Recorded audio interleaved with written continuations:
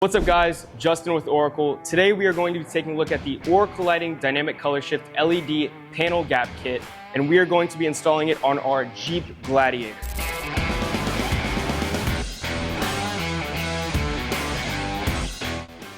Alright, so what's in the box? We are going to have two 80-inch LED strip assemblies, two 36-inch LED strip assemblies, four 4-pin extension cables.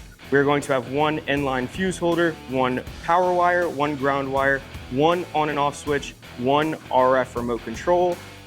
All right, so everything that you will need for this install is right in front of you. All you would need is a 10mm socket, and I personally have some alcohol prep pads, but any multi-purpose cleaning spray will work, and a microfiber as well. So we're gonna start off this install really quickly. All we have to do for the first step is to just open the hood. All right guys, so once you have your hood open, all you're going to want to do is grab some of that multi-purpose cleaner that we talked about earlier and just make sure that this whole underside of your hood is clean so we can get that tape to actually stick down on there. So you guys can run your finger on the back of this and just feel this surface out. That is going to be what we're going to want to be prepping. Now we're just going to take a microfiber and make sure it is completely dry. So when you guys grab the 36-inch LED strip, you're going to want to make sure that the wire connector is pointed down. Again, making sure your surface is clean. You are good to peel off that adhesive and start sticking down your LED strip.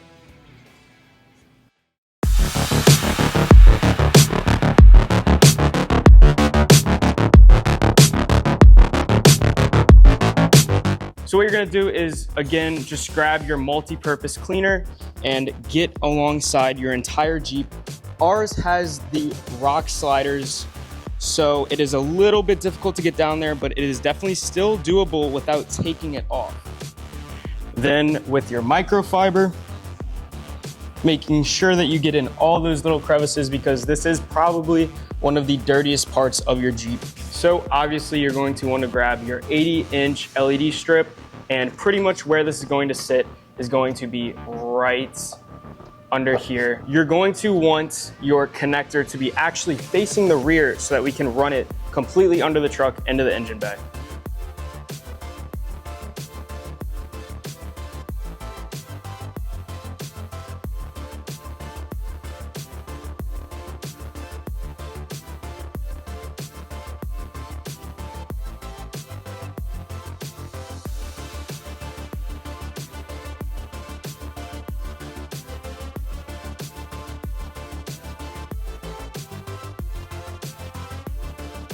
So now that we have this side done, we are going to move on to the other side and do the same exact thing, and we will meet you back right here.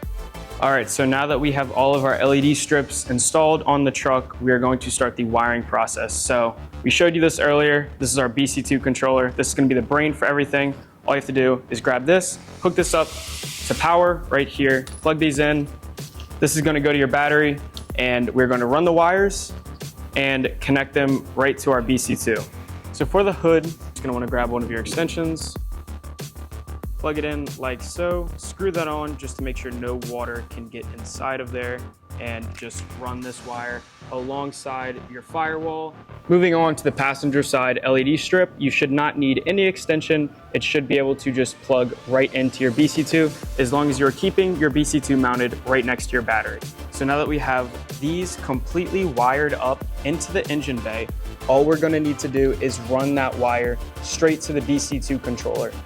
And we are going to do vice versa on this side with the extension, just running straight up into the engine bay to get as close to this BC2 controller as you can.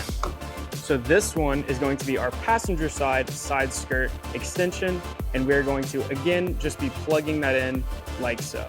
All right, by now you should have everything wired up. I like to just put everything in a bunch and put a little zip tie around it and put it right there, and we will be mounting our BC2 controller right here like so.